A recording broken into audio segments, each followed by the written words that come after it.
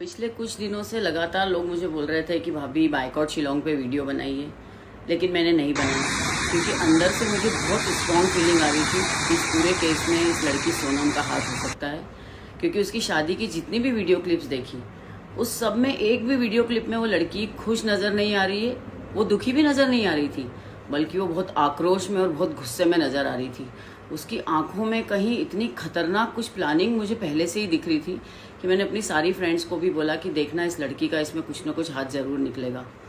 और एक दो वीडियो में तो मैंने ऐसा भी देखा कि राजा इतनी मासूम मुस्कान मुस्कुरा रहा है और वो शायद वेट कर रहा था कि ये कभी तो खुश होगी।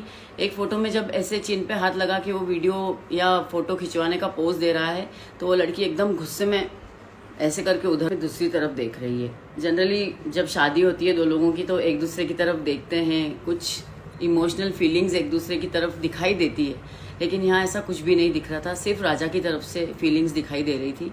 और फिर जब उसने चेन और अंगूठी रखने का बोला हनीमून पे जाने के लिए राजा को, तो राजा को एक बहुत बड़ा रेड फ्लैग इसके लिए मानना चाहिए था, लेकिन नहीं। उस मासूम लड़के ने ये सोचा होगा कि शायद हनीमून पे जाके सब कुछ अच्छा हो जाएगा हम दोनों के बीच में, और इस कहानी का अंत इतना बुरा हुआ, इतना खतरनाक हुआ।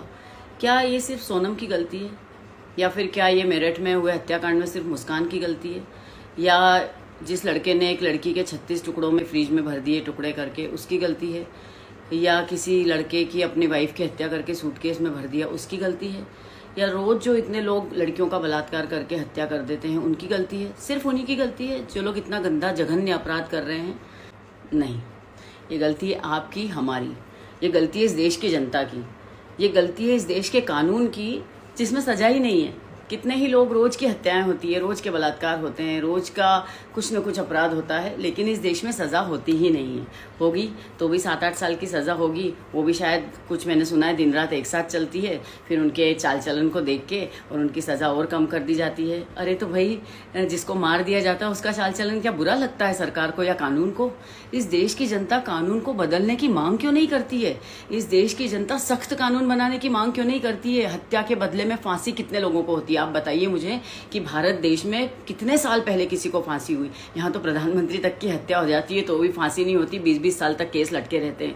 इस देश में कानून है ही नहीं, इसीलिए अपराध करने की इतनी ज्यादा हिम्मत लोगों में बढ़ गई है कि अपराध को अब एक न्यू नॉर्मल मान लिया गया है। और हम और आप थोड़े दिन कैंडल जलाते हैं, सोशल मीडिया पे RIP लिख देते हैं, ओम शांति लिख देते हैं, बढ़िया बढ़िया पोस्ट करते हैं, और उसके बाद कुछ भी नहीं। इस देश की जनता की संवेदनाएं मर चुकी है। यहाँ का यूथ सिर्फ फोन पे मीम्स बना रहा है, रील्स बना रहा है, और कोई काम नहीं बचा यहाँ के यूथ को। कोई एग्रेशन नहीं है। जो पहले भगत सिंह और सुखदेव में एग्रेशन हुआ करता था, वो यहाँ के यूथ में अब कुछ नहीं बचा है। अभी इस कांड पे भी अब मीम्स बनने लगेंगे, जैसे ड्रम कांड पे मीम्स बने, जैसे फ्रीज के मीम्स बनते हैं, जैसे सूटकेस के मीम्स बनते हैं।